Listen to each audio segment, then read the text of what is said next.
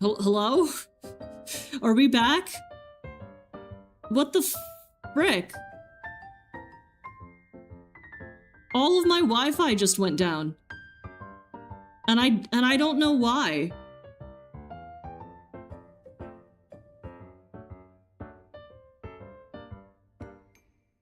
Hello? Mr. Obama, sir? Hello? Hello? Is this working? Okay, it says I'm offline on Twitch. I should be live on Twitch. Okay. Hello?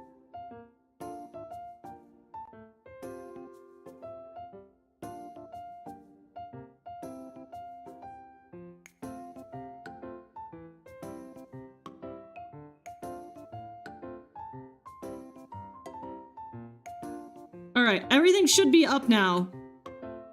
Oh god, that's scary.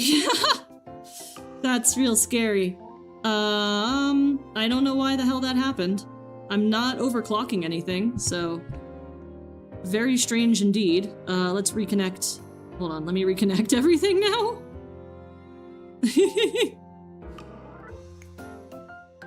That's not good. I'm so sorry. I apologize.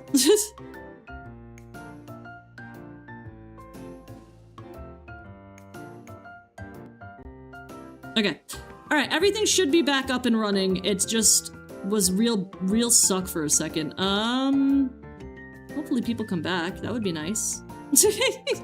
I'm so sorry about that. What was I saying before any of this even happened? Something about YouTube? I don't even know what the last thing I was talking about was anymore!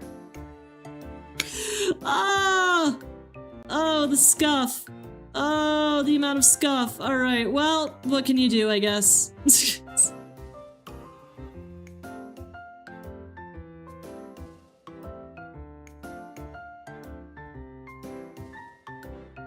Okay. Now that should be good again, but I'm not super convinced that it is. And I apologize. Like I said, I have genuinely no idea why that happened. But we should be back. It's just kinda gonna be like that for a little bit. What was the last thing I was talking about? I was saying something. Something about YouTube. Maybe my inspirations with YouTube? I was talking about small entertainment, I think. I just love being next to a village. This is so nice. It's just great being next to a village. It's really fun. Boof, boof, boof, boof. Sometimes, this is gonna sound absolutely wild. I know it is. I know it's gonna sound completely wild. Oh, did the ads reset? What? Yeah, because this is a new session. 3 minutes, 20... Okay. Interesting. Interesting indeed.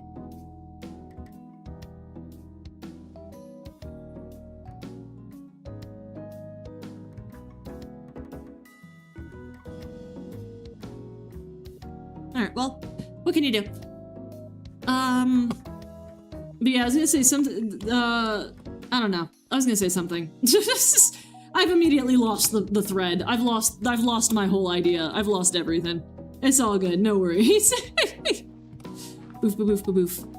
But yeah, I want to make more of those videos. The whatchamacallit videos,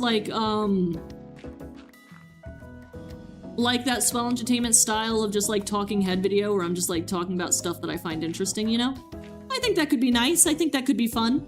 I was wondering if I should do one. I was recently introduced to the term OShikatsu, which actually sounds really, really cute. And I'm kind of wanting to do a thing where I just like give it a shot for a little bit and see how it turns out, and if everything turns out right. But I also think that American Oshikatsu is very different from like Japanese Oshikatsu, and that does boof, boof, boof, make a difference. There we go, there we go. Sorry, I'm like paranoid that it's gonna happen again, so now I keep looking over to make sure everything looks good. Because I genuinely don't know why it went down like that. I'm not overclocking it by any stretch of means. So, oh well, what can you do, right? There we go. But Oshikatsu seems really interesting. So the whole like concept of it is that you just have a I guess it's the same thing as like having an Oshi, like someone that you're just really dedicated towards. So they get like plushes of their Oshi, or like little toys, little trinkets and stuff like that, and they'll take like photos out in the wild, like aesthetic photos, or they'll make shrines and whatever. I think that literally the term means like to dedicate a portion of your life to your Oshi. Like that's your lifestyle, Oshi lifestyle, basically. Boof, boof, boof. There we go. So, it looks interesting. The whole reason why I found out about it is because when I went to the EGL meetup that I went to this weekend, freaking, one of the girls there had a little, like, character shrine, like a portable little character shrine.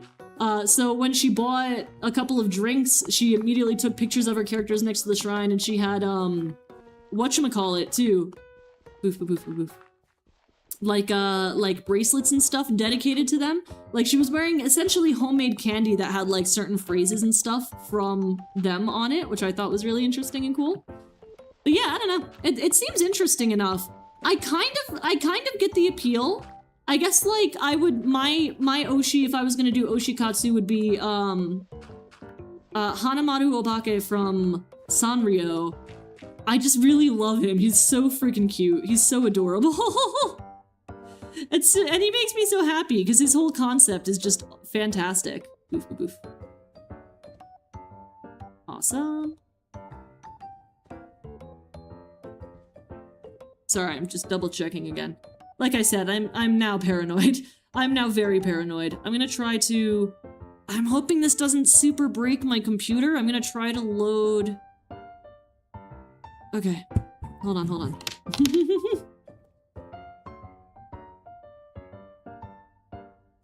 I'm gonna try to load this just to see if I can get people back in.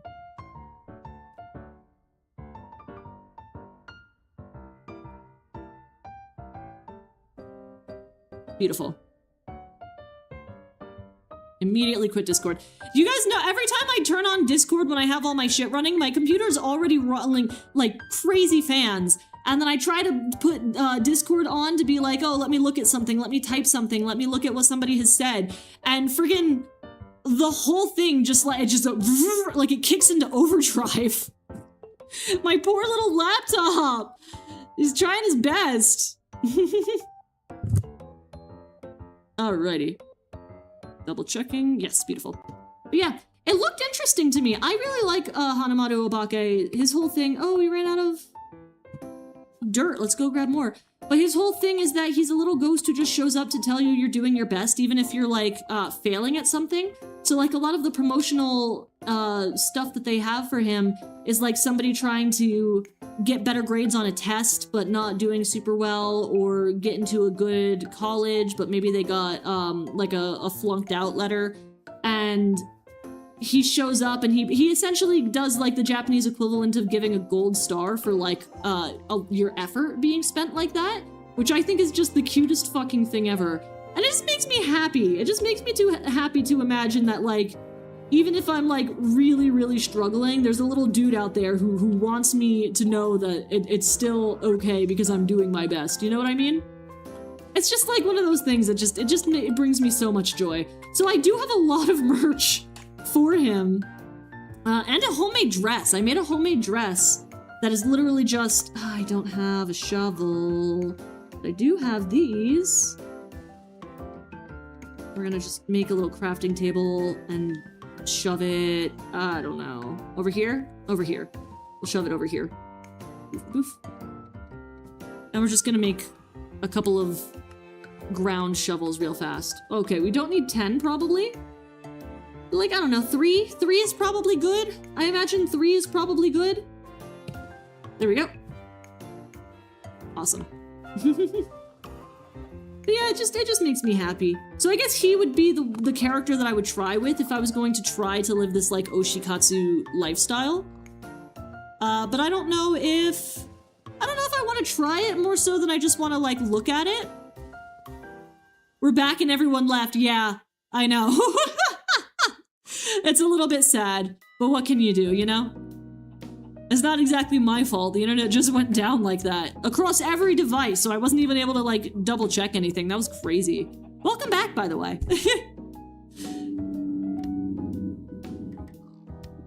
I thought a internet pole got hit or something. I was very concerned for a little bit there, I won't lie. Boof, boof, boof, boof. Awesome. Everything should be good though. Yes. Yay! Alright. But yeah, I don't know. I was just talking about Oshikatsu. Do you know what that is? It seems interesting to me. I found out about it from a girl I met at the EGL meetup. It's just really fun. But it just looks cute. Oh, speaking of the character that I would have done Oshikatsu with, Hanamaru Obake, his birthday is coming up on the 7th, which friggin' sucks because I'm gonna be busy all of that day. So I'm gonna like lose it. I'm gonna not be able to celebrate my favorite little guy's birthday. It's so sad. Ugh. I guess it's kind of like, I don't know. I'm always reminded of that Tumblr post. I dislike it, to be honest. Really? I think it's interesting. I don't know that I would be able to like go full two, but like it's definitely interesting to me. Feels too obsessive and too focused on money, but maybe I'm being judgmental there. No, fair enough. It's your opinion, you know? Yeah, because I guess it is like a lifestyle thing, so you would have to spend a lot of money on getting the merchandise and everything. Fair. I imagine, yeah.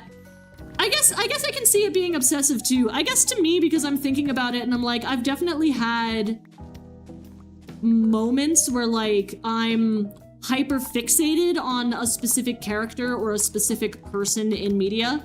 And I do very much know that it's a hyper fixation, but at the same time, it's like kind of just like, that's just what my life is going to be like for the next 6 months. Like, it's very hard for me to not hyper fixate on it when that happens. So I guess to me, it just feels like a continuation of that, where it's like, oh, I'm just going to like show how dedicated I am while I'm hyper fixated, and then eventually it'll wear off, but I'll still have all of the toys and whatever. Like, I figure it's something like that. In my mind, that's how it translates. But I could see it being like, seeming very, very obsessive. Fair enough. Yeah, I can totally see that. Very fair. Boof, boof. What do you mean? It is night. Let me sleep. The whole idea is to support your guy as much as possible with your money, time, and support, right? Turning that into a lifestyle or culture thing is too much for me. Fair enough. Yeah, fair enough. I can totally see that. It is literally night. Oh, the sun hasn't gone down yet. Okay. There we go. Fair enough, I can see that. Somebody at the EGL meetup was practicing Oshikatsu, which I thought was interesting. She had a little portable shrine. And of all characters, it was for freaking, what's it called? Vox. What's his name? Vox? Vox something. From, I don't know what it's called. The TV show that Alistair is from, the Vivzy Pop one? Vox. And she had like bracelets and stuff that were like, I heart the TV man. And she had like these little character standees that she just took pictures with. It clearly wasn't like overrunning her life in the way that like maybe I would consider like when I get hyper fixated on something, it really kind of like overrules my life for like a month. Like a lot of my conversations circle around that. But she just like ordered like a cute little blue drink and took pictures with her little character standees in front of the drink and posted it to her Instagram, and then put her characters away and rejoined us for the rest of the conversation about whatever. So to me, it didn't feel too like, what's it called? Intrusive, I guess, on her life. It felt just like a little thing she was doing, and I was like, this is cute. This is a nice way to like keep in touch with like a fandom or a character you support. Much better than like reading every fanfic you can get your hands on about some Blorbo for frickin' 72 hours straight, which I will not say that I've done, but also I've totally done. God, my My Hero phase was crazy. My Dream SMP phase was crazy. Shit. I will say the hyperfixations have gotten less bad as I've gotten older, which I am grateful for. It doesn't feel as all-consuming anymore. I'm not sure if that's just because, like, of the place that I am in my life right now is maybe a little bit healthier, mentality speaking, or what, but... Or maybe it's just that I got older, so it got more easy to deal with, I don't know, but yeah, wild. Worst of all is if they're supporting the wrong idol! Yeah, that specifically might, namely not my idol, yeah. That specifically might be fine, but more often than not, I see it done with VTubers, idols, etc., which seems super weird. If it's purely a fictional character, it can be a fine hobby. But I don't see what the difference is between, like, it's not that different from, like, stan culture in the West, right? Like, the idea that, like, you have a celebrity that you stan and you just really want to support them about it. Honestly, when you compare Oshikatsu to something like stan culture, Oshikatsu itself almost seems a little bit more reasonable, I guess? I don't know. Slightly more reasonable. You're still What? Why am I getting attacked? What's happening? I don't have armor or anything! Shit! Go, run!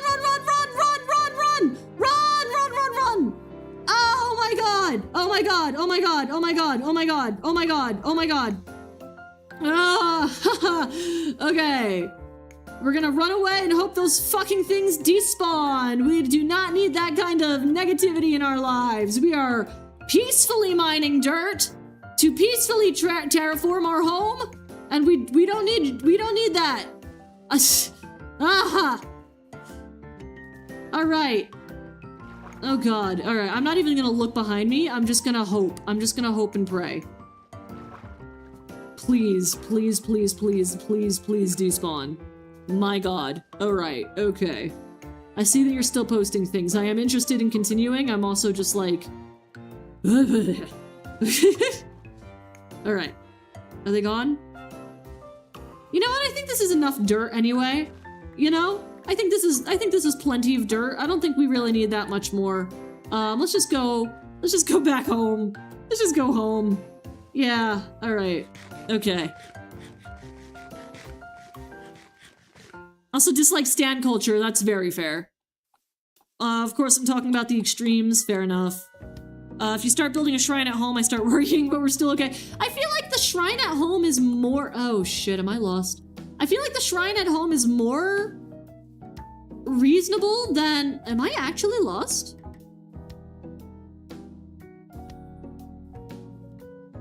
Oh god, I might actually be lost. But yeah, I feel like having a shrine at home makes more sense to me. Like, that feels more like in my bedroom or whatever, I have like a little mound of Hanamaru Obake plush toys and hair clips and stuff. Just like merchandise that I've bought that I really like looking at. It just makes me happy.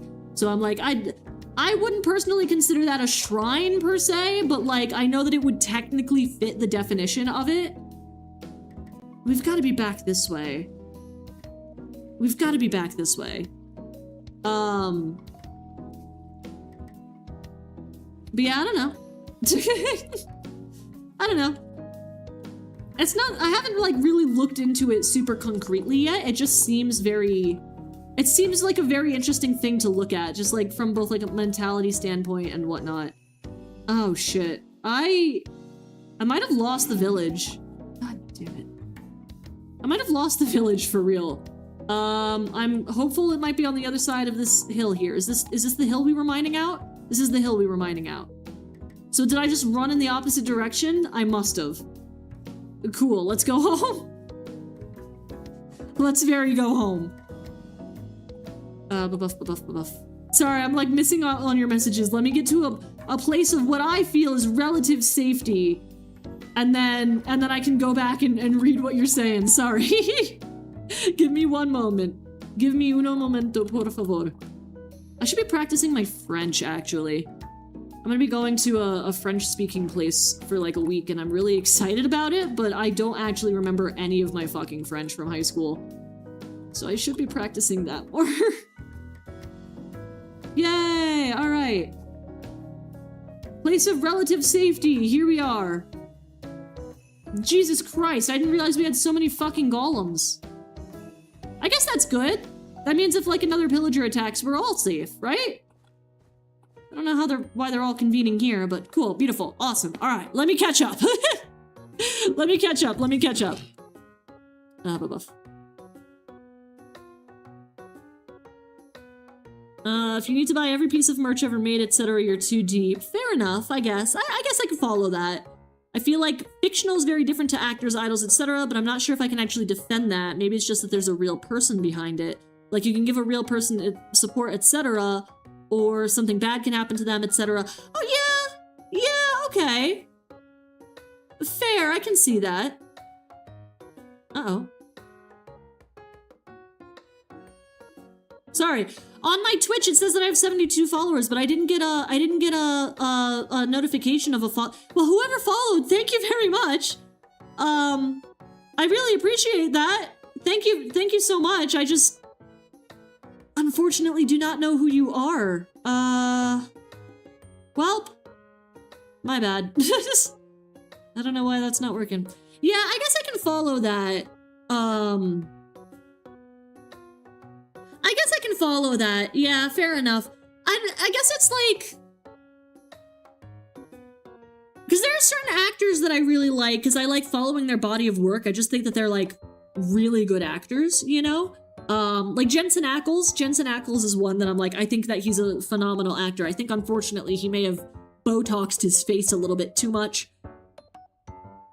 Back when I was a teenager, though, it wasn't like I liked Jensen Ackles. I liked the characters he played. I was like, Dean is such a... He plays Dean Winchester on Supernatural. Dean is such an interesting character, and I like what he brings to Angel and stuff, like the characters that he played. And I would watch the fan stuff that he would do. Sorry, my ear. Ah. Like, when he went to conventions and stuff. I've never really been the kind of person that, like, gets photos with the celebrities at conventions and stuff, though. Like, I'll go to the panels when they're talking about something interesting. But yeah, I don't know. I guess I don't really follow, like, the celebrity stuff as much. But I know that, like, it was a thing in, like, the 90s that, like, girls would have a celebrity that they really, really liked, and they would have, like, the poster up, and any magazine he did an interview in, they would buy the magazine just to have it and stuff. It's a collecting hobby. I don't think there's necessarily anything wrong with it in that sense. You know what I mean? Like I said, I collect Hanamaru Obake merchandise. I don't own every piece of merchandise. I'm not made of money. But definitely every now and then, if I want to get myself a treat, or anytime I go to Japan, I kind of buy a lot of merch of that little guy. I really like that little guy. I think he's cute. I should... Oof. Hold on, let me go back to... Cool. I feel like it's very hard to keep your distance in that way. Fair enough, but I feel like you can... I feel like you can like a character quite a bit. Like a celebrity. I mean, let's be real, a celebrity is kind of a character too. I feel like it's possible to like a celebrity and just be like, yeah, I'm trying to figure out how to... Have you seen the anime, Smoking Behind the Supermarket with You? Because that's the first depiction in anime that I've seen where I'm like, yes, this is what it feels like. Yes, completely, absolutely. You know what I mean? All right, let's start dirting again. We're gonna go back to dirt. Beautiful. I think there was one here. There was not one here, so I can do this like that. Treating a real person like a character is hard, and I don't know if it's good either. Well, but the thing is, with, like, actors and stuff, they have a generally, they have a public-facing persona, and that's not exactly who they really are. They're, like, choosing to exaggerate aspects of their personality for public consumption. That's kind of what being like a public idol is about. So in that instance, I don't think it's wrong to say I like the character of Jensen Ackles. I don't know Jensen Ackles. I am under no misconceptions that I know the character Jensen Ackles. You know what or the guy Jensen Ackles, you know? Nor do I particularly want to in any way. Like, I'm more than happy just, like, admiring the character of Jensen Ackles from afar and seeing what he's publicly put out there, you know what I mean? I'm not super interested in getting to know him on a deeper level. I guess I'm not that obsessed. So I feel like it's not wrong to be like, I like the character of this celebrity. But also, like, I guess I could see it getting, like, people got really weird about Jensen Ackles and Misha Collins because they played Dean and Cass, and everybody, of course, shipped Destiel at the time. So, like, that, I'm sure, was very uncomfortable for them, considering they both have Y, you know? So I can see where it would cross a line, you know what I mean? I do. I guess it's just harder for me to understand where the line is without it being, like, very obviously crossed. And that might be a failure of, I don't know what to call it, but, like, some sort of personal failure on my part to not understand where that line is before it's crossed, but I don't know. Boof, boof, boof, boof.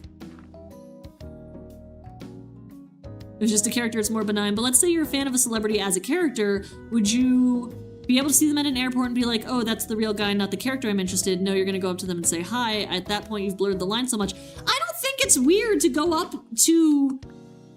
Pause. Maybe I'm misinterpreting what you're saying, but I don't find it weird to go up to a celebrity at an airport and say, oh my god, I like your work, hello, thank you. I think it's weird when people fucking camp out airlines that they know that celebrities go to in order to possibly get a photo with them. That's fucking weird as hell. Like, specifically the camping out, the stalking, etc. That's strange. But like if I'm at an airport and I just happen to see Jensen Ackles, like, getting on a plane a little bit away from me, I don't think there's anything wrong with being like, hey, just wanted to say hi, like, you're a really good actor, and I really appreciate the work you did with Dean Winchester. I think that was really cool.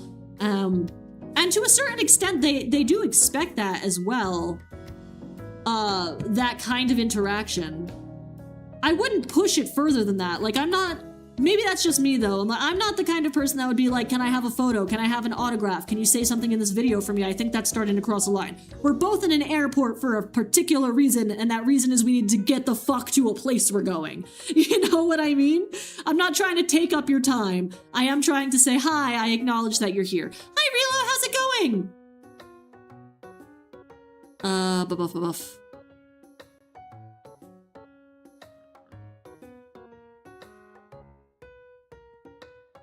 I'm not sure why I'm being sent things. All right, I'm being sent things on my phone, sorry.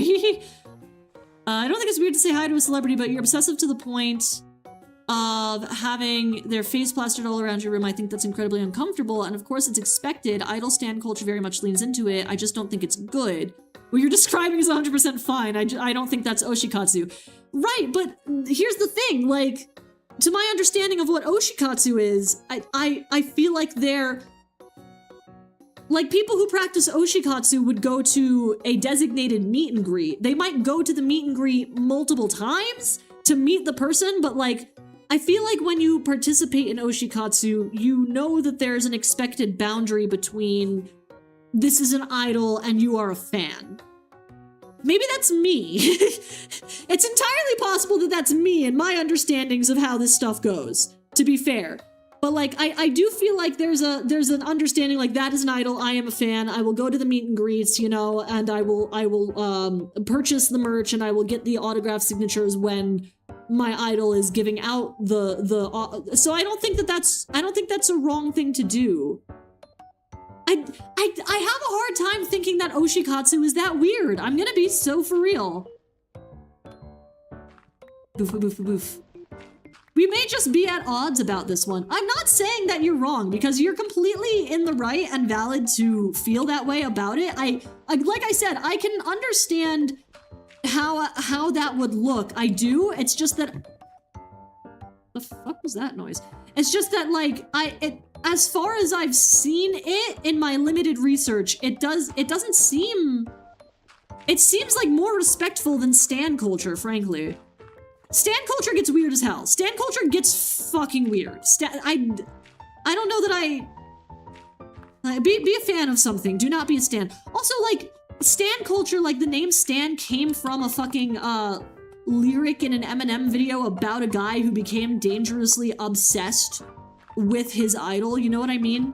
So it's always felt a bit funny to me that they would take the name Stan, the guy who went obsessively crazy, and make that some, you know, I don't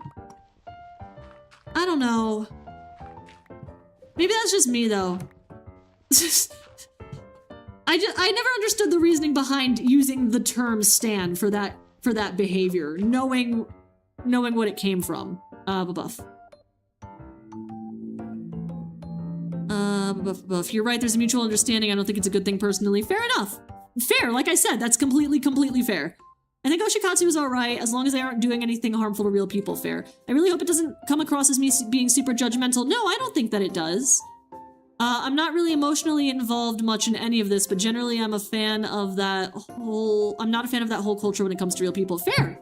Like I said, it's completely reasonable and fair. I 100% understand. I don't think it comes across as judgmental either. You're fine. That's just a difference of opinion thing. Pretty sure stan culture was a term applied onto people like that instead of them claiming it. I thought that's how it started, but then now you get people who unironically will be like, I'm Taylor Swift's biggest stan, and by that they mean they went to one of her concerts and they listened to her music. I feel like we've lost the plot on stan culture a little bit. Also, I'm equating Oshikatsu and stan culture quite a bit and might just be out of my depth there. Well, that's part of the reason why I'm thinking about doing a YouTube video about it, because from like a preliminary research standpoint, it seems really interesting to me, especially in the way that it's very different from what fan culture is in the West, and the fact that the concept of that kind of fan culture is being picked up more broadly in and by the West, I do specifically mean the US of A. But by the people here in that kind of a way, it's just really interesting to me. And I wanna like, if I were to make like another rant video, I would probably equate it to like, see, I was just watching a Swell Entertainment is kind of like my person that I really like in YouTube. I really like her content, but she put out a video today, that was an interesting watch that was talking about people who will go to concerts and they will... It's fucking disgusting. Sorry. People will go to concerts and they don't want to lose their spot in the pit, in that little spot that you wait at the front of the, like, by the stage. So they'll literally buy diapers so that way they don't have to ever physically leave the pit for any reason, and it's fucking disgusting.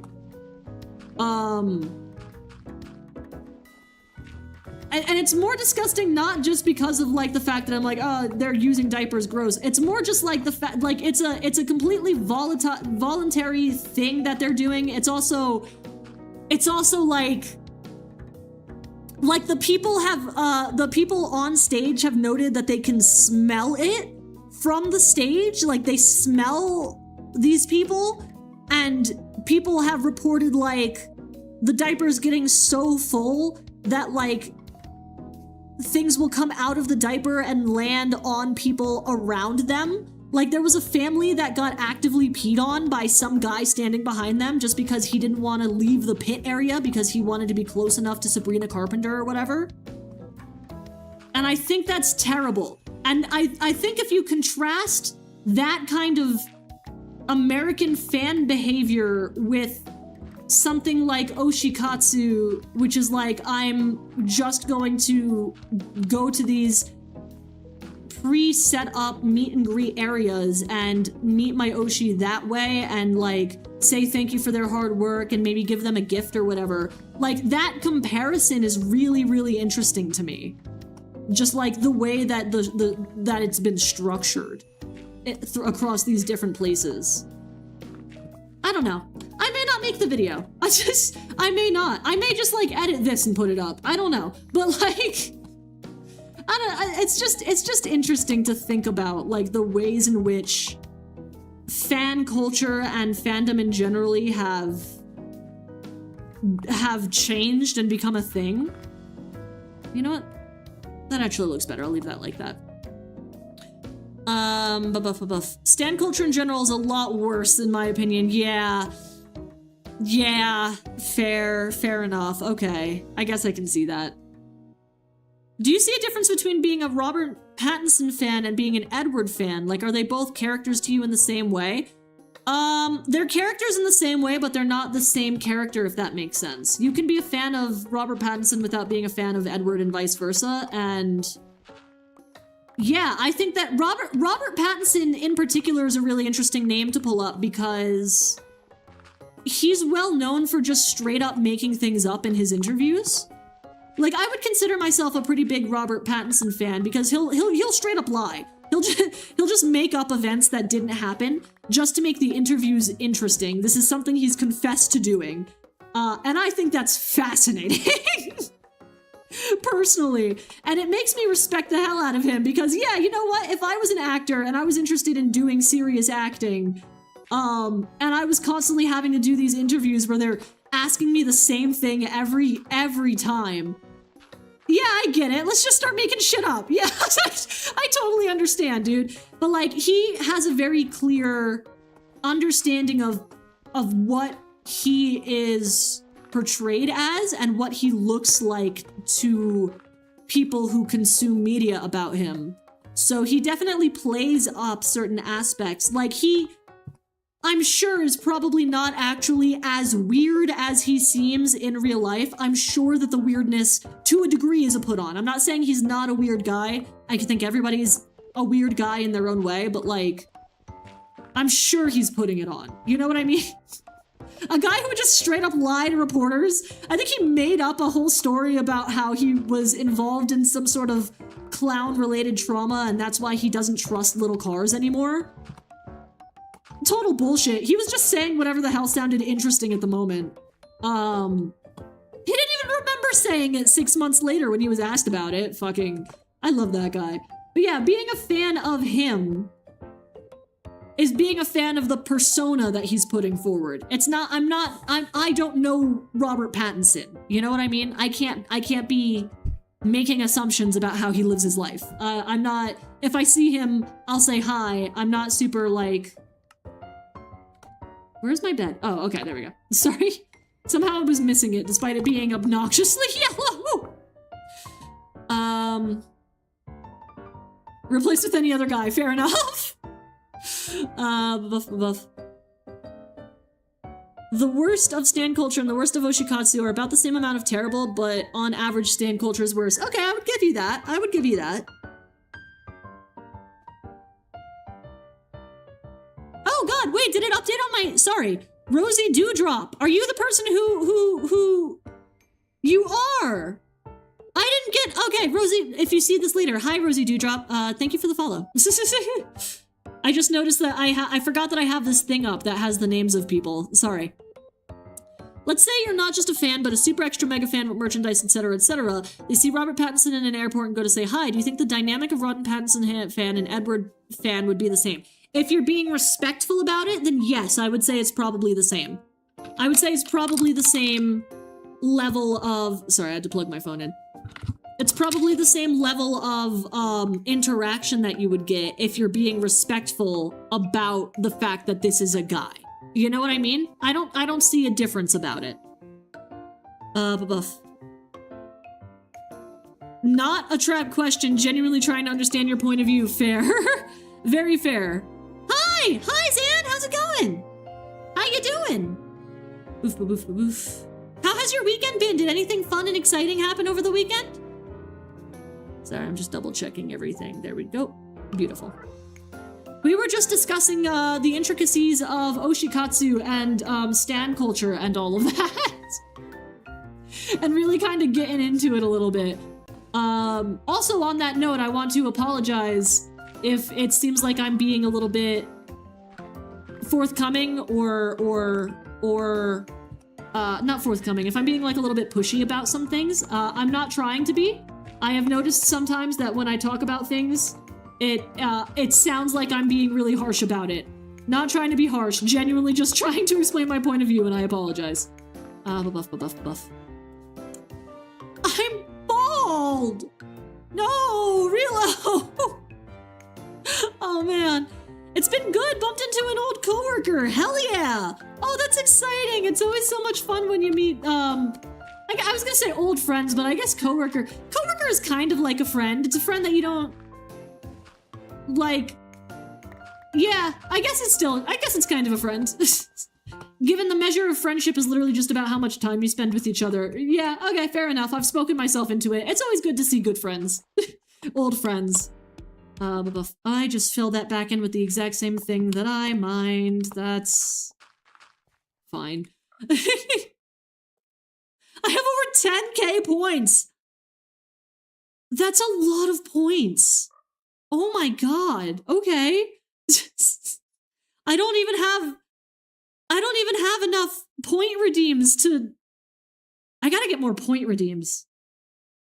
What kind of point redeems do you guys want to see? I can totally fill in more point redeems.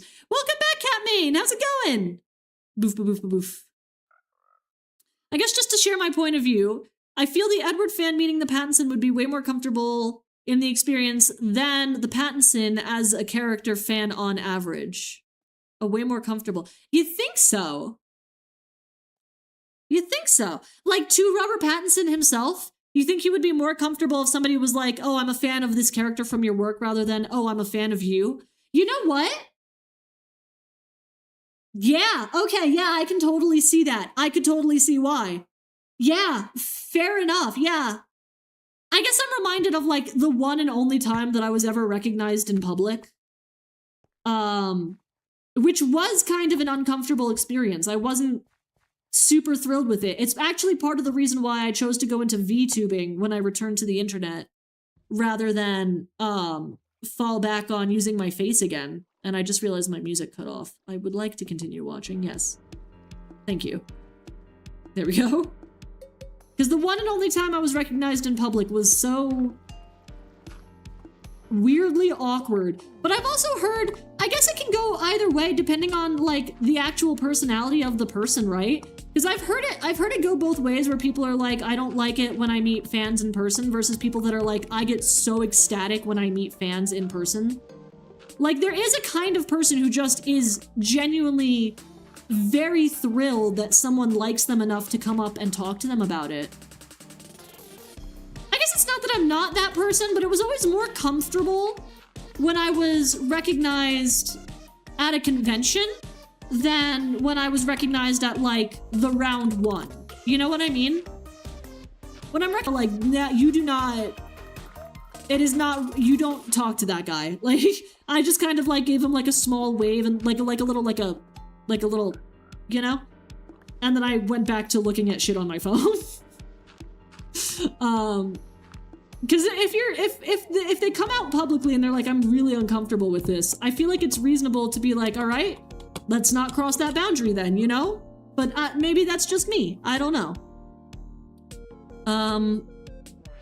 When I see fan interactions of voice actors, they always feel so much more chill than, for instance, streamers.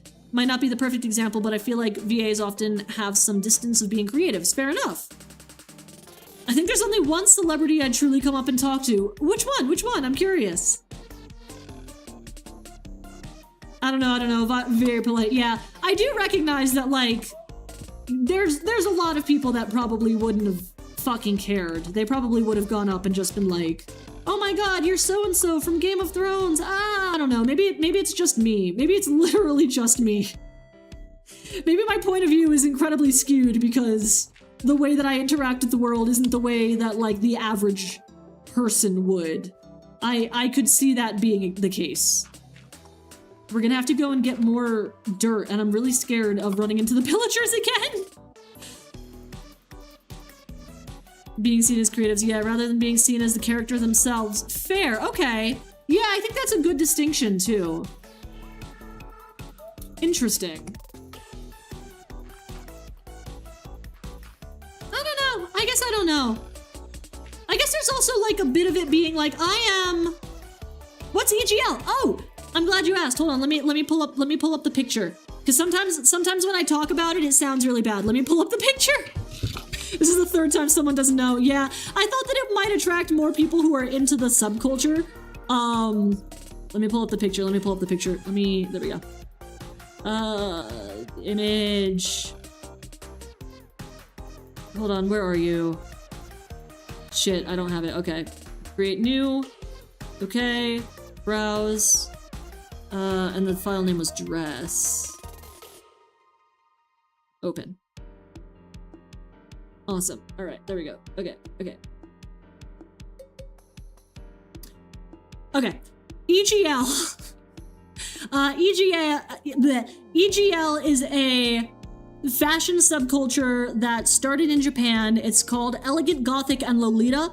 It's this kind of... This is Lolita, this dress here. It's this sort of Rococo French-inspired, elegant way of dressing yourself with like a big petticoated dress skirt and usually a lot of lace and frills, and this person's wearing a wig, but usually you wear like a hat or some sort of headpiece or whatever. It's just this Japanese J-fashion thing. And every now and again, people who are into it will meet up and they'll go to like tea parties and stuff like that. Which is what I did this weekend. I did my very first EGL meetup where I got myself all dressed up in a very, very pretty dress, and I went and I hung out with a bunch of other people who were also dressed up in very, very pretty dresses, and we all drank boba tea together. So, yeah, that's it.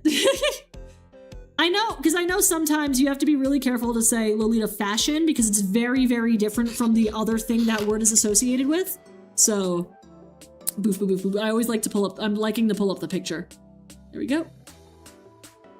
Awesome. Cool.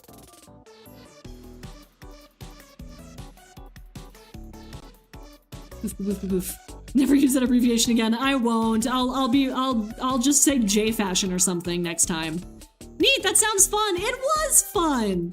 Part of the reason why we got onto this whole conversation about Oshikatsu and stan culture is because one of the girls there was doing Oshikatsu. She had these little acrylic standees of Vox from popular Vivzy Pop show that has demons in it. I don't know what it's called. And I thought I thought it was interesting and it intrigued me. So I've been trying to learn more about it because it's very fascinating to me. And then we got into a whole conversation, which I always think is fun and cool. Do whatever you want, perhaps it's a great way to have people talk about your interests. True. Has Been Hotel, yes! Yes, Has Been Hotel. Boof, boof, boof, boof. Buff. Yeah, that's the one.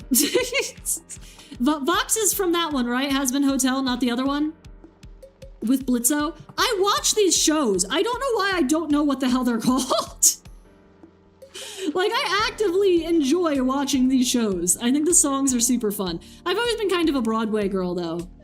God, I can't believe Hadestown is out and for a theatrical release, and I didn't get to go and see it. I'm so upset. Hadestown is, like, my favorite fucking Broadway show right now. Ugh, it's so good. It's such a... Also, I was gonna do karaoke, but I realized that there was no way in hell that I was gonna be able to get my microphone to work with me for it. So I didn't, but like, that was one of the songs that I had queued up to sing, was, Persephone's song from, oh, I ran out of dirt! We're gonna have to go get more dirt. Alright.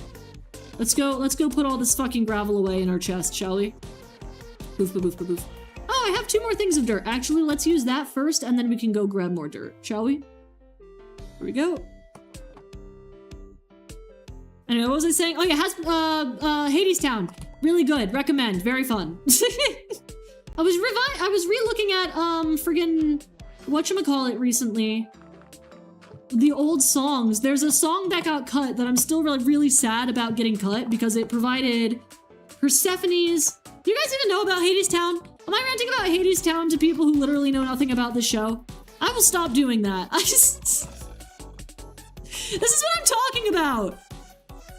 I wish there was a good recording of Hades Town. Well, you're in fucking luck. They just released an official recording of Hades Town theatrically, which means at some point it's going on some streaming service, and at some point you can purchase it. I'm really happy about it. I fucking love Hades Town. Gonna let that car pass. Wait, really? Yes. I know nothing. Okay, Hades Town is a Broadway musical that is a retelling of the myth of Orpheus and Eurydice. Do you know the myth of Orpheus and Eurydice? Because I can give you a rundown on that. But yeah, it's a retelling of Orpheus and Eurydice's story from Greek myth, but imagined as like a 1920s aesthetic. I don't know. It's really fucking cool. I don't even know how to describe what they have going on, but it's very, very fucking cool, and I really like it, and I think the music is incredible. So, who plays Eurydice in the recording? They got the original Broadway cast on for the recording. Everyone from the original Broadway cast. Carney Reeves and shit, I'm blanking on her name. Eva Nocita, is that her name? I can't remember what her name is right now, sorry. But like the original girl who played, like those guys. Them. A rundown of the tale of Eurydice and Orpheus. Okay. So in the actual Greek myth, this is going to be like a very, very SparkNotes version, just because I'm doing my best to remember it, but Hades Town has kind of screwed up my perception of it. So I'm going to do my best to give you the version I remember reading as a kid.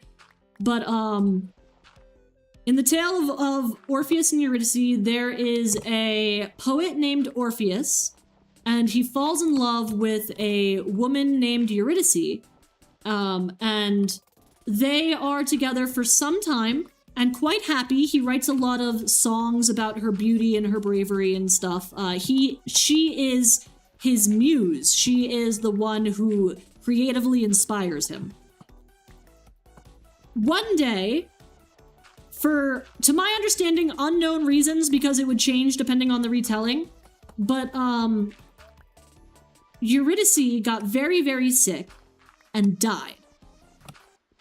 So Orpheus, out of his mind with grief, sang a song so powerful that it cracked open a rock and made him a passage into Hades, directly into Hades the god's chambers, where he sang a song so beautiful that he convinced Hades to give him a chance to bring Eurydice back home with him above ground and let her come back to life. And Hades agreed to do this on the condition that he would have to walk back and wouldn't be allowed to look behind him at any point to see if she was following him. And if she did, she would have to go right back to being dead in Hades, and he would have to wander the earth forever without her. And he takes this promise, and he says, I will not look back. I will go up to the top, and I will go back to the living world, and I will not look back. And now, it depends on what version of the story you read for what happens next, but they all generally end in the same way, which is that shortly before he reaches the top of the, because it's like kind of like a staircase down into Hades, before he reaches the top of the staircase, right before, like as he sees the light of sunshine coming through the cave, he turns around to look at her, and she is forced to go back down into Hades and return to being dead, and he wanders the earth for the rest of his days, miserable, and depending on what version you read, slightly insane, singing songs about her beauty. So that is the tale of Orpheus and Eurydice, to the best of my knowledge. There's a couple of differences, like Some people say that he turned around right before he reached the top of the staircase. Some people say that he actually did cross the threshold and was back on Earth and out of Hades, but when he turned around, she hadn't crossed the threshold yet, and therefore she had to go back to Hades and being dead. It really depends on what version of the story you read.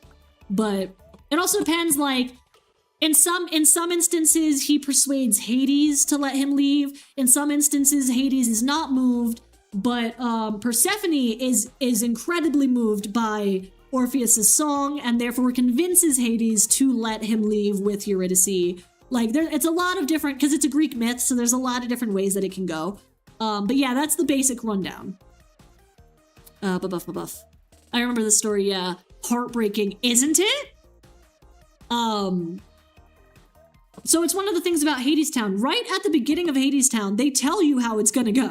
They're like, it's an old tale, it's a tragedy, and we're gonna sing it anyway.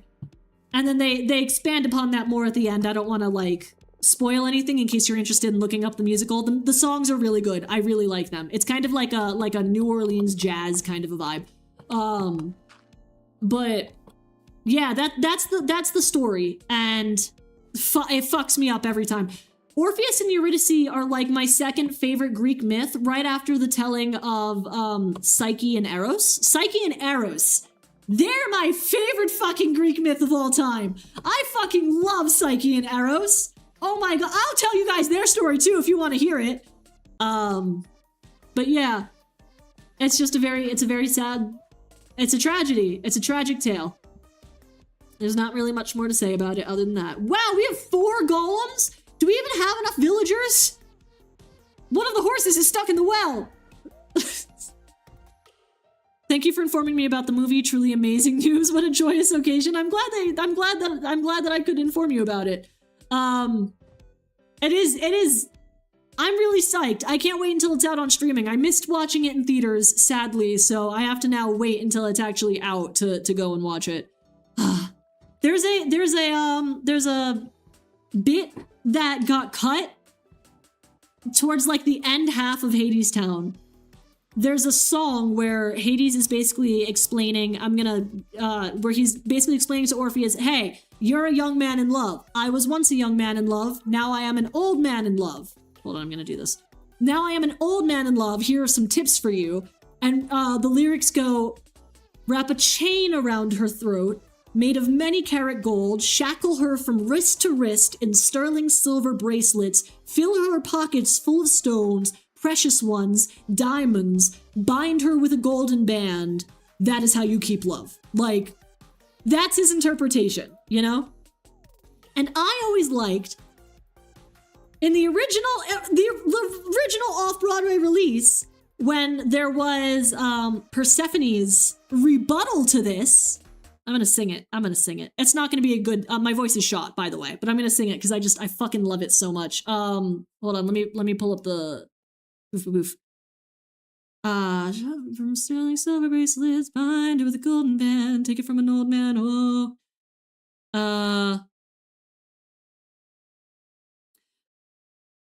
when I was a young girl like you, sister, I was hungry too, hungry for the underworld. When I was a young girl, now, damn it, now you know how it tastes, the fruit of Mr. Hades' ways.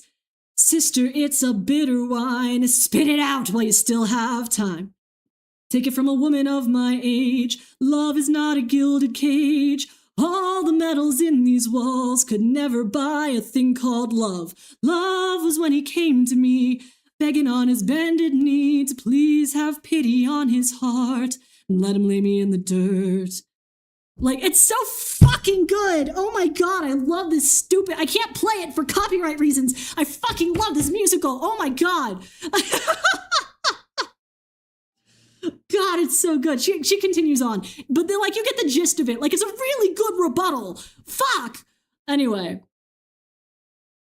I really like Hadestown. I recommend it to everybody. I remember when iron farms needed a lot of tourists. Yeah. God, I should fucking make an iron farm. I just really like that. I hope it came across well. I know my microphone is not set up well to hear singing, so I apologize if it was muffled or whatever. Also, my voice quality is fucking awful right now. But fuck, I love Hades Town. I love it so much. I'll turn the music back up. There we go. Yeah, and then she continues with the, and that's when I became his wife, but that was in another life. That was in another world when I was a young girl. It's so good. It's so, it's so fucking good. Damn it. I gotta watch it. I've seen the Broadway production. I saw it once, and then I watched it again. No. Yes, I've seen it once. I've seen it once on Broadway, and I saw once on tour. And Broadway, I almost saw it with the original cast, but unfortunately it was the understudy for Eurydice. It was her understudy instead. I think something had happened, so. It's the same people who did The Great Comet, which used to be my favorite musical. I fucking love The Great Comet. I don't know if I would get copyright struck if I played The Great Comet music, because The Great Comet isn't really a thing anymore, you know what I mean? But it's the same guys who did it, or at least one of the same guys who did that one did this one, so. I got to see The Great Comet while I was in NYU. I saw it twice. Fucking cool as fuck show.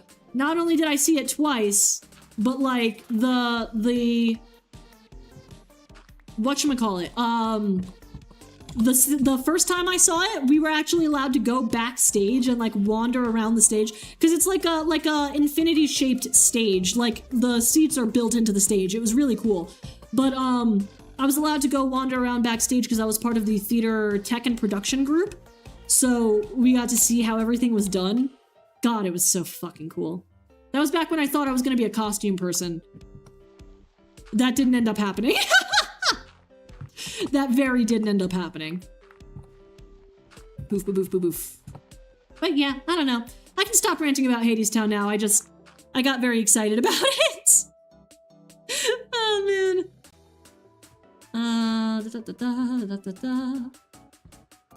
But yeah, it's heartbreaking. That's my other favorite myth was don't baboof me. Do not baboof me. My other favorite one though is the story of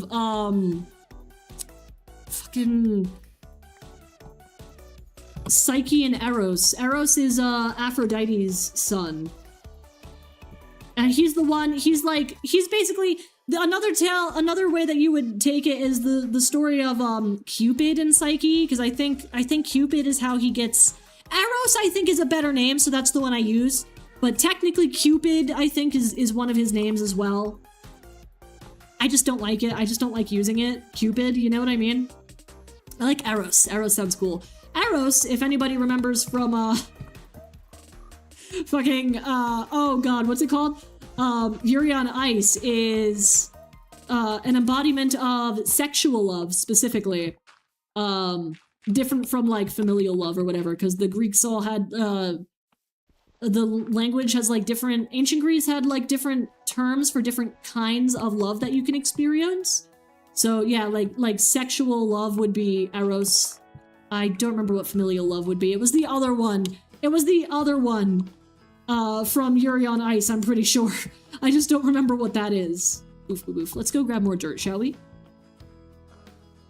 But yeah, that one's really fun. That was, he fell in love with a girl because the whole idea, the reason why they call him Cupid is because his whole thing is that he makes people fall in love based on Aphrodite's orders. So he's the whole idea of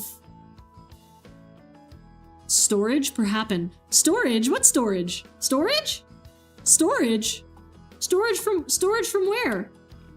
Oh, no, I used the last 2 stacks that we had from storage, so now we gotta go actually collect more dirt, sadly. I'm just hoping that the friggin' pillagers don't show up again. That's all.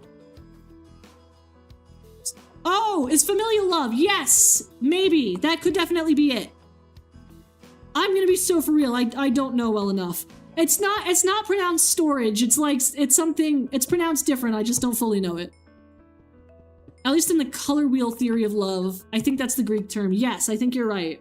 I think you're right. Yeah, it's not storage like storing things. It's storage like... It's pronounced different, I'm pretty sure. I'm pretty sure it's pronounced different. Where is my... I've got a... There it is.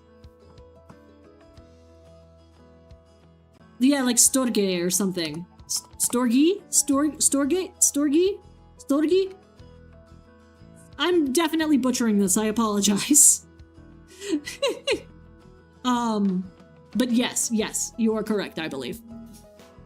Oof, boof, boof. Let's... Do I have enough sticks? I should. Let's make more shovals.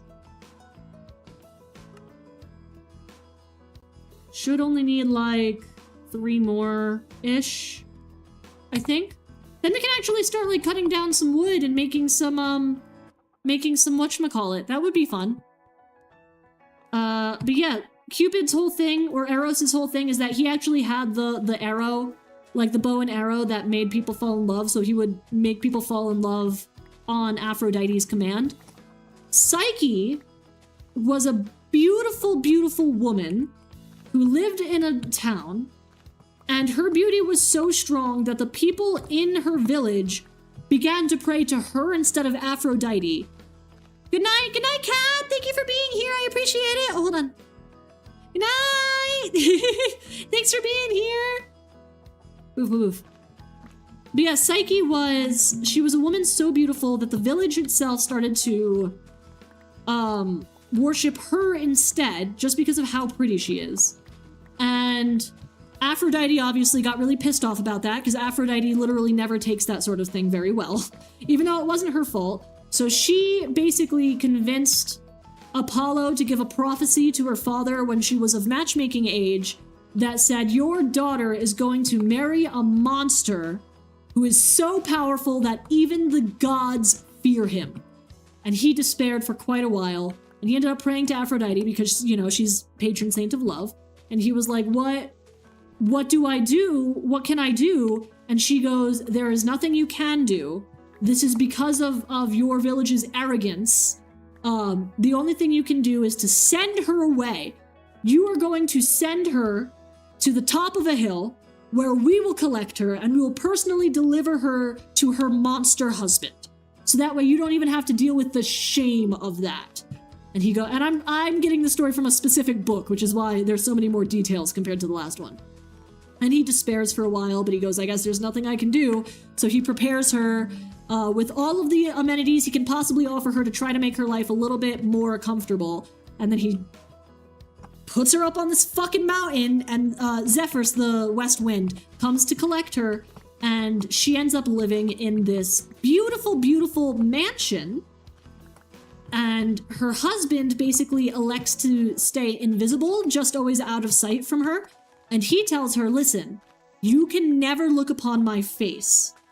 However, I will provide you with anything and everything you could possibly ever want to make your stay here as comfortable as possible, because I love you so much. I want this to be good for you. I want you to be happy here. I want you to be happy living here. The only rule is that you may never, ever, ever look at my face and see what I look like. And she's kind of like, all right. And in her head, she's like, you know, maybe he's just really ugly. Okay, whatever. I don't have to look at him. That's fine. And he does. He treats her so well. She's so happy. But eventually she gets kind of bored and she's like, listen, I understand the rules. I understand everything. I'm not trying to like change anything about the way we live. I'm very happy here. However, I very much miss my family. I have 2 sisters. Could you permit me to go and visit them? And her husband says, I do not permit you to go and visit them. However, I will permit them to come and visit you. I will be out on that day, so that way there's no chance anyone might see me. I will have Zephyr the West Wind go and collect them, and I will bring them back here. And she's like, beautiful, wonderful. This is great. I'm very happy about this. Her fucking sisters show up, see that she's been living this life of opulence when they thought that she was like a poor, bedraggled girl, and immediately get very, very jealous about this whole situation. So they start like being like, I guess he's really that ugly. I guess he's really that monstrous. And then they start needling her. They start being like, don't you want to know what he looks like? Aren't you at least a little bit interested in what he looks like? If I was living like this, I wouldn't be able to not look at him. How do you just not look? Like, really getting on her case about it. So eventually she's like plagued with all of these doubts about him. So later that night, after her sisters have left again, she takes a candle from her room into the room of her husband, and she lights the candle and she looks at his face. Now, important information to note here. She was told that she would marry a monster that even the gods fear, right? So, and Aphrodite sent her son Eros out and basically said, you need to go and make her fall in love with a hideous, awful monster. And he said, fucking bet. I will do this for you, mother. I love you very much. And when he climbs through the window of her bedroom to basically shoot her with the arrow that is going to bind her forever to this monster, he accidentally trips because he's so astounded by how beautiful she is that he trips going into her room and accidentally impales himself on his own arrow and falls in love with her. And because he knows that he can never go home and tell his mom about this, he persuades Zephyrs to bring her to his home, his mansion, and makes himself invisible so that way she never finds out and thinks that Psyche married this horrible, awful monster. So when Psyche breaks into his room that night and lights the candle to see him, she is struck by this absolutely gorgeous Adonis of a man, and she trips and she fucking impales herself on one of the arrows laid by his bedside and falls in love with him.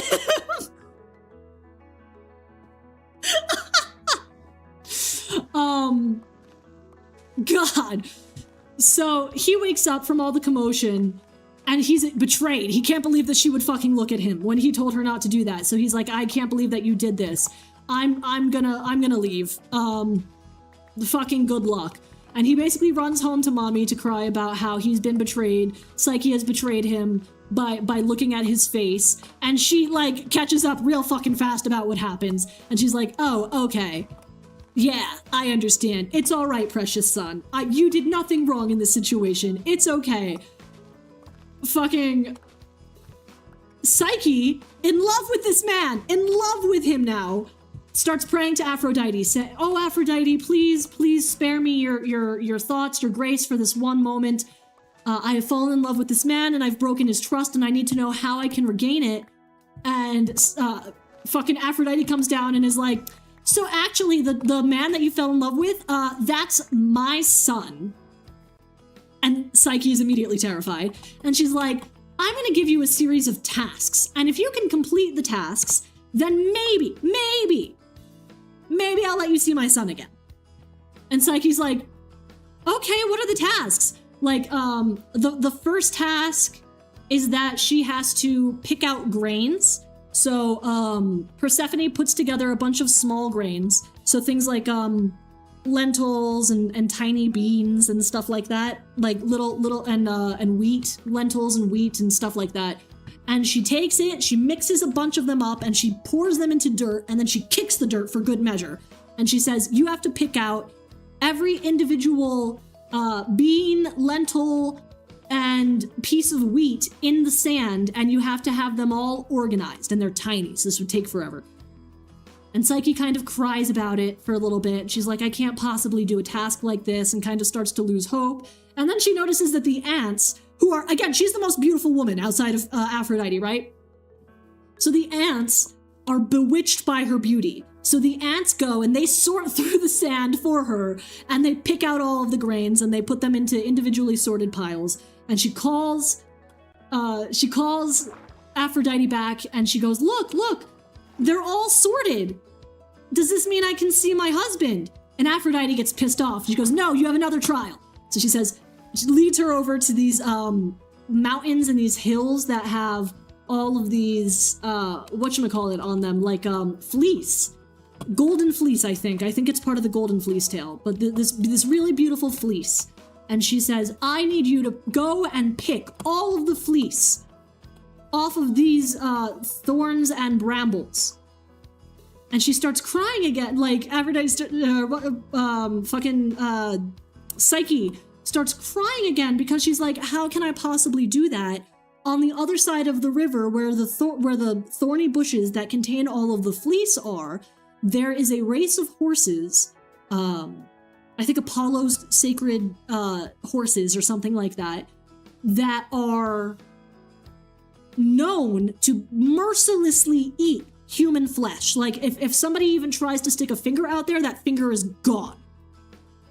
So she starts crying and weeping about it, and Zeus, who's passing by, sees how beautiful she is and takes pity on her, and he asks her, why are you weeping? She says, I'm on a quest from Aphrodite. I need to collect some of that fleece. And Zeus says, hold on one fucking second. Turns into a goddamn eagle, flies over, collects a couple of branches that have the fleece wrapped around them, flies back over, gives them to her, and says, now you can pick the fleece off the branches without being eaten. Which she does, and she calls Aphrodite and she goes, look, I've done what you've asked of me. Can I please see my husband now? And Aphrodite's even more pissed, because how the fuck did you do that? You were supposed to die. So she goes, no, you have one more task that you have to do. And Psyche goes, okay, I can do it. And she says, you need to go down to hell. Specifically, you need to go talk to Hades, and you need to go talk to Persephone, and I need you to go and bring back a box that contains some of Persephone's beauty she owes me. And Psyche is like, oh my fucking god, okay. She finds, get this, the tunnel that Orpheus opened looking for Eurydice. That tunnel! And she goes down into Hades, and she finds Persephone, and she goes, sorry, I need to go and I need a little bit of your beauty in this box. I'm collecting it in the interest of being able to see my husband again. Aphrodite is keeping him from me. And Persephone is like, oh, you poor thing, absolutely. Anything for love, I totally understand. Here's some of my beauty. I've put it in this box for you.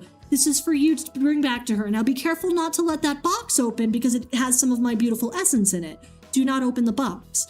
And Psyche is like, okay, I won't open the box. And she's on her way back up the Orpheus tunnel. And she gets to the top and she's about to call for Aphrodite. And then she stops and she looks at herself and she's like, you know, I've been in the sand. I've been crying. I've had to pick things off of thorns. My fingernails are all scratched. I'm sure Aphrodite won't notice if I just take a little itty bitty bit of the beauty from the box to refresh myself and then give it to her. So she opens the fucking box. Lo and behold, it was a death trap. There was death inside of the box because Persephone was pissed off at Aphrodite for a couple of different reasons I won't go into at the time. But she was pissed the fuck off, so she put pure death in the box with the hope that when Persephone opens the box, it would just fuck her up for a couple of days, you know? And Psyche almost fucking dies. But lo and behold, who comes to save her? It's her husband Eros, flying down out of nowhere to knock the box out of her hand at the last fucking second. And he explains that he really kind of got over the whole betrayal thing. It really wasn't that big of a deal after like a day. He just needed to take a second to think about it. But after he had come to his senses and realized he wanted to see his wife again, fucking Persephone locked him in a tower and said, no, you're not allowed to see her again. I'm not gonna let you. So he fucking had to fight his way out of this tower and out of Olympus to come and save his wife. But he does. He saves her. And he basically takes her up to Olympus and he presents her to Zeus. And he says, Zeus, this is my wife. I love her very much. She loves me very much. We've gone through a couple of different trials. We just want to fucking love each other. Can you please make this happen? And Zeus, who was already bewitched, who already helped her earlier on, says, yeah, sure, all right, fucking go be married or whatever, and turns Psyche into essentially a god, like a minor god, so that way they can be together forever and live in peace and love. That is the tale of Eros and Psyche. It is my favorite fucking Greek myth in the entire world. I love it so much. It's so fucking, everyone in this story is so goddamn stupid. Every single person, except for maybe not Persephone, Aphrodite. I don't actually think she was that stupid. I just think that all of her plans got foiled. She just wanted to fucking kill this goddamn girl. I love this story so much. Literally my favorite Greek myth of all time. Because how can you be that dumb on that many occasions? From fucking Eros tripping and pricking himself instead of the monster that he was, instead of her, to have her fall in love with the monster, and he falls in love with her. Down to her being like, oh, I'm just gonna open this box that I was told not to open that contains the beauty, because Aphrodite won't notice. Even if the box had contained beauty in it, yes, Aphrodite would have noticed. You idiot! Like, what are you talking about? She's not gonna notice. Yes, she will! Yeah, that's my favorite Greek myth. On that note, I think I have to call it here. I know that we got a late start. And then my fucking Wi-Fi went out, so it's been a really short stream. But, yeah, I'm gonna have to call it here. Because my throat's really starting to feel it a little bit. Sorry. We should be streaming again tomorrow, but we're going to be streaming much earlier than normal. I don't exactly know when. I'll keep you guys updated. I know I didn't put out a stream schedule. That's because my job has been fucking me over this week. Actually, will there be a stream? I have a lot to work on to make sure that I have content going out. There will be like an hour-long stream, probably like just chatting or drawing or something like that. Like a short, easy stream.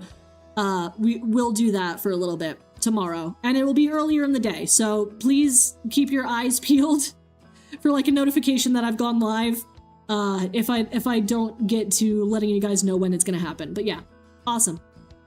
Thanks for the stories. You're welcome. Thank you for listening to me prattle on about them. I love sharing ancient Greek myths and other myths. There's also the tale of oh crud, I can't remember. It's a Native American story. I don't remember which tribe, but it's the tale of the Morning Star. That's also another one I really like. I read it when I was a kid and I super identified with it. It's so fucking good. But yeah, I love telling stories. Always happy to tell more. But yeah, that's gonna be it from me. Thank you guys so much for being here. As always, I appreciate it. Thank you, It's Zan, for being here in chat today. Thank you, Catmain, for being in chat today. Thank you, Daywillow, for being in chat today. Thank you, Reelo, for being in chat today. Thank you. Let's see, was there anybody else? Thank you, Feather, for being in chat today. And I think that is everybody. Yes, I believe that is everybody. Yeah. Thank you guys so much for being in the chat today. I really appreciate it. I have my YouTube video out about Avatar. If you're interested in Avatar, please go check that out. It's about the new movie. It is got spoilers in it. And I should have another one coming out while I'm on vacation. I just don't know what it's going to be about yet. I'm going to be recording it tonight. But yeah, thank you guys so much for being here. As always, I really appreciate it. And I hope you all have a fantastic rest of your day and or night. All right. Thank you so much. Bye.